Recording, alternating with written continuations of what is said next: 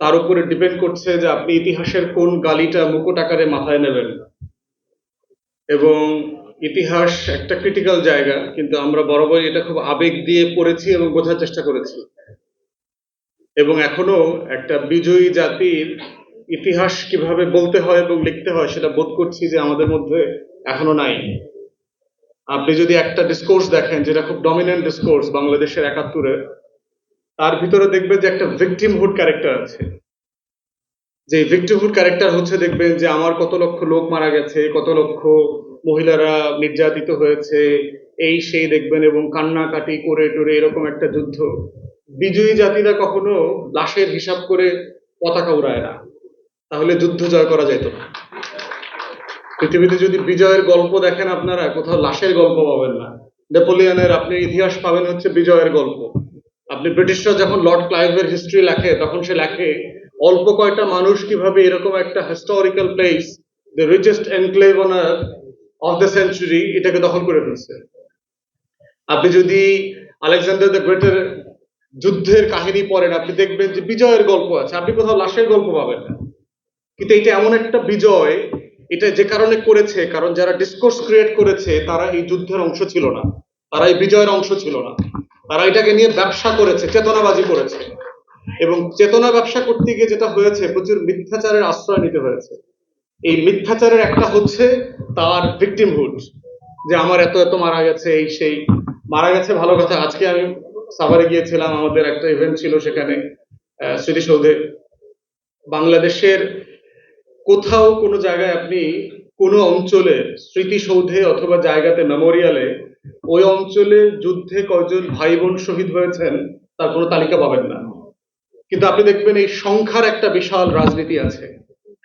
আপনি ভিয়েতনামের যুদ্ধে আমেরিকাতে, আপনি ভিয়েতনাম যে মেমোরিয়াল আছে, ৫৯,০০০ সামথিং প্লাস সোলজার মারা গেছে যুদ্ধে।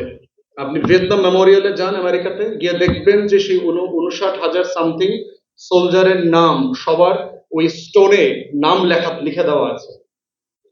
আপনি যদি সত্যি বীরদেরকে স্মরণ করতেন, আপনি বীরদের তালিকা করলেন না কেন? আপনি বীরদের নাম সাভারের স্মৃতিসৌধে খোদাই করে দিলেন না কেন? যে আমার ৮টা-১০টা বিভাগে এই এতজন ভাই বোন শহীদ হয়েছেন ৭১-এর যুদ্ধে। আমরা যারা লন্ডনে ছিলাম, আপনি যদি হাইড পার্কে যান, যারা গিয়েছেন, 7/7 বোম্বিং এর সময় যে ৫২ জন মারা গেল আপনার ২০০৫-এ, তাদের সবার নাম লেখা আছে। আপনি ওয়ার্ল্ড ট্রেড সেন্টারে যান নিউ ইয়র্কে, 2001-এর যে ঘটনা, সেই ট্রেড সেন্টারের অ্যাটাকে যে প্রায় ৩,০০০ মানুষ মারা গেছে, তাদের সবার নাম খোদাই করে দেওয়া আছে। তাহলে আমার যুদ্ধ যাদেরকে নিয়ে আপনি বীরত্বের ইতিহাসের গল্প বলছেন, সেই বীরদেরকে কি আসলে আপনি জেনুইনলি সম্মান করেন? জেনুইনলি তাদেরকে মর্যাদা দিচ্ছেন? তাদের নামটা, তালিকাটা পর্যন্ত করবার দায় যে রাষ্ট্র এখনো বোধ করে নাই, সেই রাষ্ট্র কথায় কথায় মুক্তিযুদ্ধের গল্প বলে। এই গল্পের নাম হচ্ছে ব্যবসা। এইটা বীরত্ব কথা না। আমেরিকানরা রিয়েলি তার ফলেন সোলজারদেরকে হিরো মনে করে বলেই তাদের প্রত্যেকের নাম খোদাই করে দিয়েছে। প্রত্যেকের নামে তাদের মেমোরিয়াল আছে আপনার যার যার ফ্যামিলির জায়গাগুলোতে। আপনি পেন্টাগনে যান এবং মিলিটারি এস্টাবলিশমেন্টে প্রত্যেক সোলজারের নামে আলাদা আলাদা এস্টাবলিশমেন্ট আছে, স্মারক আছে, তারা বীরদেরকে সেভাবে স্মরণ করে। ঠিক একই প্রক্রিয়া আমরা দেখতে পাচ্ছি ২০২৪-কে নিয়ে। আমরা যারা এই ফ্যাসিবাদ বিরোধী আন্দোলনে ছিলাম, আমরা শুরুতে বলেছি যে অন্তর্বর্তীকালীন সরকার অনেক গুরুত্বপূর্ণ অনেকগুলো কাজ করেছে। They have brilliant accomplishments, no doubt about it. Yet তারা ১ নাম্বার কাজটা করেন নাই। সেই ১ নাম্বার কাজটা হচ্ছে জুলাই আগস্টের শহীদ কতজন, এই তালিকার কোনো গণতদন্ত কমিশন এখনো এই রাষ্ট্র করে নাই।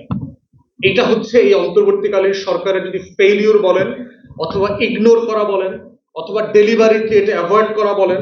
কারণ অধিকাংশ উপদেষ্টা এই গণ অভ্যুত্থানের অংশীদার ছিলেন না। তাদেরকে আমরা দয়া মায়া কইরা তালিকাভুক্ত করে উপদেষ্টা বানাইছি। ওনারা রক্ত দেন নাই, মিছিল করেন নাই, প্রতিবাদ করেন নাই, ঘাম ঝরান নাই, স্লোগান দেন নাই, কিন্তু গণ অভ্যুত্থানের কোন জায়গা থেকে, কোন কেরামতি, কোন মোজেজার আলোকে ওনারা অনেকেই উপদেষ্টা হয়ে গেছে। এবং অধিকাংশ উপদেষ্টা লার্জলি মোটা দাগে আওয়ামী সুশীল বলয়ের অংশ ছিলেন। তাহলে আমরা বারবার কেন বলছি যে জুলাই গণ অভ্যুত্থান নিয়ে দেখবেন যে নাটক গল্পের শুরুটা হচ্ছে যে ৭১ একটা phenomenal milestone to understand the misdeeds the history had given upon us. যে ৭১ নিয়ে যা যা হয়েছে, যা যা গল্প তৈরি হয়েছে ঠিক একই রকম মিথ্যাচার গল্প নাটক এগুলো এখন 24 নিয়ে হওয়া শুরু হয়েছে এবং